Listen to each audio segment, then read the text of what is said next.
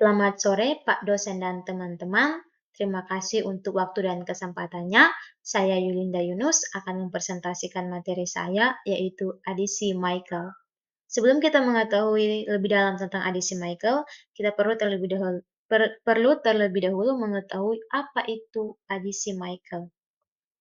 Adisi Michael adalah reaksi adisi nukleofilik di bidang kimia organik, di mana karbanion atau nukleofil lain seperti ion enolat, enamin, dan senyawa karbon yang kaya elektron akan menyerang senyawa karbonil tak jenuh alfa beta. Nah, biasanya nukleofil ini akan menyerang pada posisi karbon B atau pada posisi karbon beta melalui mekanisme reaksi konjugasi. Nah, adisi Michael ini ditemukan oleh Arthur Michael pada tahun 1894. Nah, adapun struktur dan komponen dari reaksi Michael, yaitu meliputi Michael donor, antara lain senyawa karbonil aktif seperti malonat dan beta keton.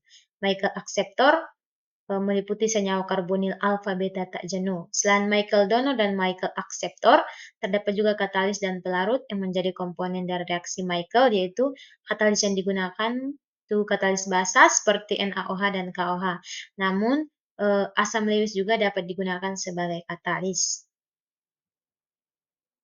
Berikut adalah mekanisme reaksi dari adisi Michael. Nah, reaksi Michael ini melibatkan 3 langkah utama, yaitu yang pertama, deprotonasi atau pelepasan proton. Nah, teman-teman lihat pada gambar di slide pada PPT itu, reaktan awalnya itu adalah dimetil malonat dan NaOCH3. Nah, pada gambar itu basa atau OCH3, lebih tepatnya O, dia dikatakan basa karena memiliki pasangan elektron bebas, itu menyerang H yang ada pada dimetil malonat, kemudian membentuk satu ikatan. Jadi basa OCH3 ini berikatan dengan H. Nah, karena H ini sudah berikatan dengan basa OCH3, maka ikatan antara H dengan C alfa ini terputus. Hal ini menyebabkan karbon alfa ini bermuatan negatif. Nah, hasil dari produk dari produk yang dihasilkan yaitu ion enolat.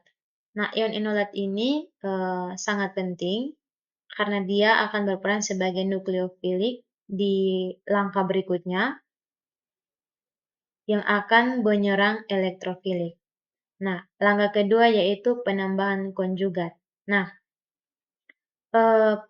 pada slide di PPT, teman-teman lihat di situ ada enolat yang dihasilkan pada langkah pertama.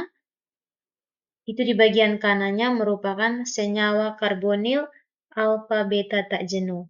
Nah, teman-teman bisa melihat di situ C C yang bermuatan negatif atau karbanion dari enolat itu menyerang karbon pada posisi beta tak jenuh. Teman-teman bisa lihat di situ. Nah, kemudian dia membentuk satu ikatan baru dengan karbon tersebut. Nah, pada waktu yang bersamaan itu juga elektron dari ikatan rangkap itu menyerang karbon alfa tak jenuh, menyebabkan karbon tersebut bermuatan negatif atau dia menjadi karbanion. Nah, ikatan rangkap itu juga menjadi ikatan tunggal. Teman-teman bisa lihat di produknya di bagian kanan anak panah itu ada ada C yang bermuatan negatif. Nah, setelah itu yang di bagian kanan ini merupakan hasil dari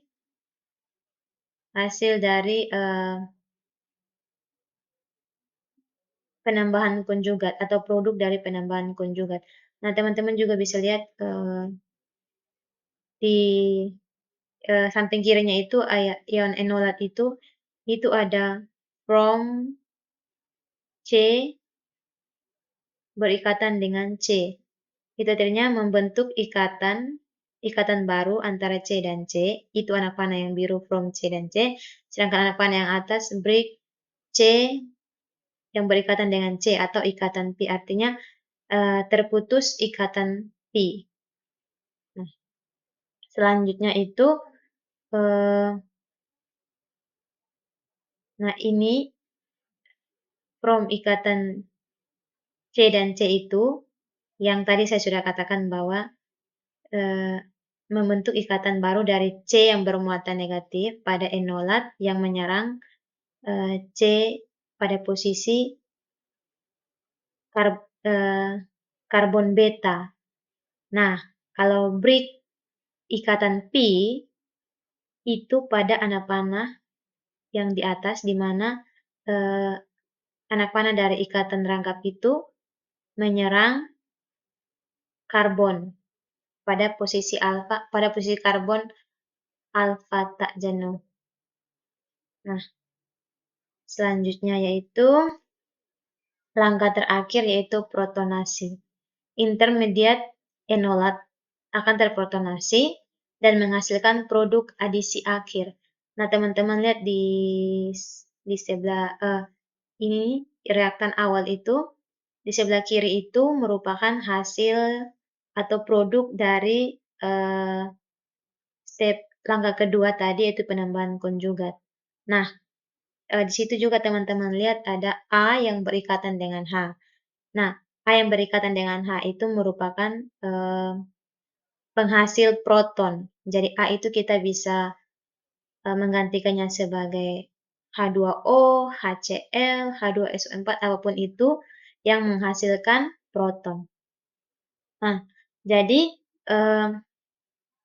karbon tadi yang bermuatan negatif itu, dia akan menyerang H pada penghasil proton, sehingga dia membentuk ikatan baru atau membentuk ikatan dengan H. Teman-teman bisa lihat di samping kanan, itu produk yang dihasilkan itu ada C yang bermuatan negatif itu, dia ada membentuk satu ikatan dengan H yang ditandai dengan lingkaran yang berwarna kuning.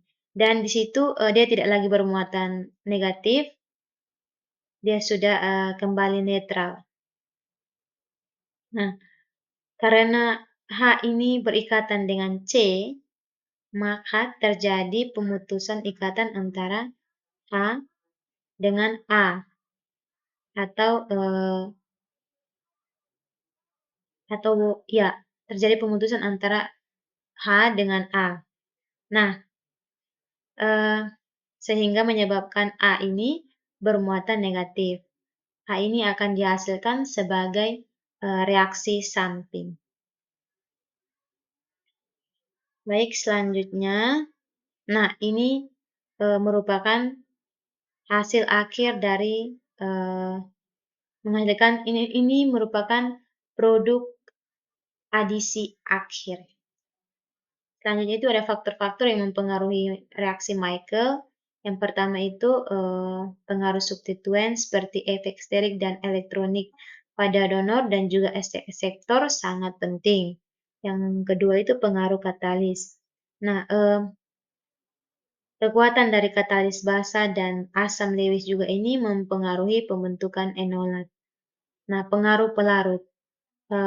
Polaritas dari pelarut itu juga mempengaruhi stabilitas ion. Yang terakhir di temperatur.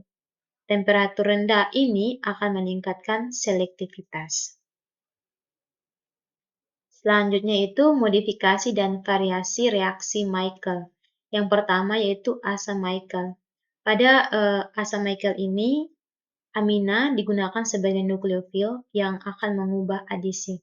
Nah, teman-teman lihat pada gambar di slide itu, di mana N itu sebagai nukleofil, dia menyerang karbon pada posisi beta, sehingga membentuk satu ikatan baru. elektron dari ikatan rangkap itu menyerang C yang eh, berikatan rangkap 3 dengan N. Sehingga ikatan rangkap 2 itu atau ikatan pi itu terputus menjadi ikatan tunggal. Nah, terbentuk lagi ikatan pi baru antara C. Terbentuk lagi terbentuk ikatan rangkap baru pada C yang berikatan dengan N.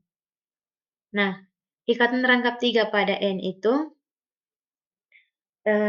kemudian ikatan rangkap 3 pada N itu salah satu pasang elektron pada ikatan rangkap 3 itu menyerang N sehingga menyebabkan N bermuatan negatif atau kelebihan elektron. Nah, karena N eh, karena N yang berperan sebagai nukleofil ini sudah membentuk ikatan baru, maka dia bermuatan positif. Karena pasangan elektronnya sudah digunakan untuk membuat ikatan baru. Selanjutnya itu eh, ikatan rangkap yang terbentuk tadi, ikatan pi yang terbentuk tadi, itu menyerang C, sehingga C ini menjadi bermuatan negatif. Dan N yang tadi bermuatan negatif itu menyerang ikatan rangkap, membentuk satu ikatan lagi sehingga menjadi ikatan rangkap 3. Nah, C yang bermuatan negatif ini menyerang H sehingga dia menjadi stabil dan tidak bermuatan lagi. Dan karena C sudah menyerang H dan berikatan dengan H, maka terjadi pemutusan ikatan antara H dan N. Sehingga membuat N ini kembali netral. Atau dia tidak lagi kekurangan elektron. Nah, jadi ini merupakan produk akhir dari reaksi asam Mikhael, yaitu di mana N kembali N melepaskan ikatannya dengan H dan dia tidak bermuatan atau dia kembali stabil. Nah, yang berikut yaitu modifikasi dan variasi nitromikhael di mana digunakan senyawa nitro sebagai donor. Baik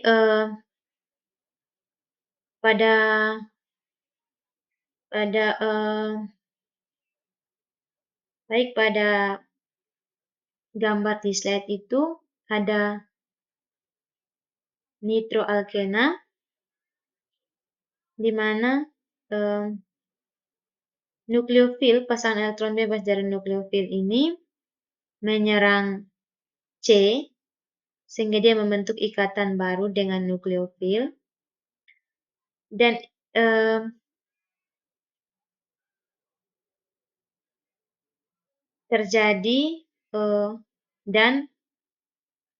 terjadi pemutusan ikatan rangkap di mana pasangan elektron pada ikatan rangkap ini menyerang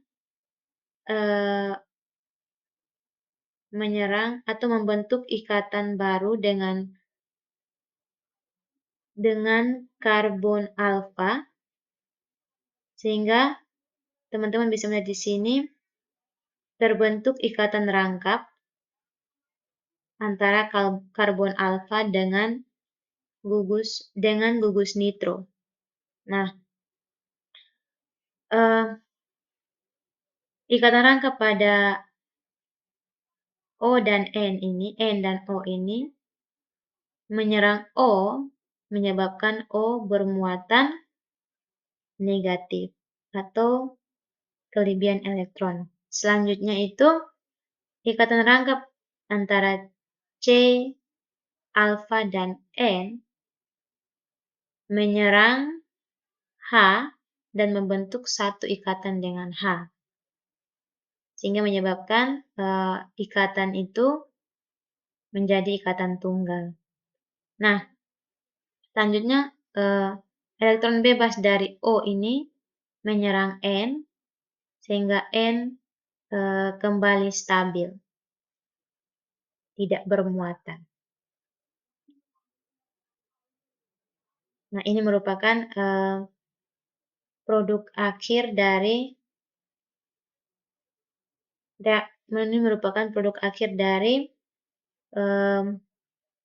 Nitromical. Dan reaksi Nitromical ini bisa terjadi secara bolak-balik. Selanjutnya itu keuntungan dan kerugian reaksi Michael. Keuntungan dari reaksi Michael yaitu memiliki hasil reaksi yang tinggi, selektivitas yang baik, kondisi reaksi yang ringan, dan memiliki banyak varian reaktan. Kerugiannya, sensitif terhadap sterik, memiliki risiko polimerisasi samping, dan membutuhkan kontrol yang sangat ketat.